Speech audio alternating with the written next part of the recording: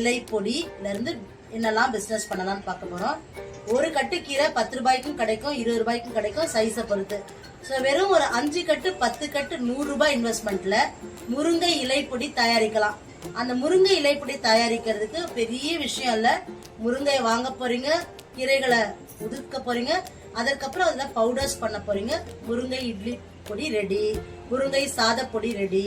முருங்கையில என்ன விஷயம்லாம் நீங்க பண்ணலாம்னா சூப் மிக்ஸ் பண்ணலாம், இட்லி பொடி பண்ணலாம், எள்ளு பொடி பண்ணலாம், ஹெல்த் மிக்ஸ் பண்ணலாம், இல்ல வெறும் பிளெயினாவே முருங்கை இட்லி பொடி பண்ணலாம். இல்ல ஒரு மாதத்துக்கு சாதாரணமா நீங்க என்ன பண்ண முடியும், 60,000 ரூபாய் ஈட்ட முடியும்.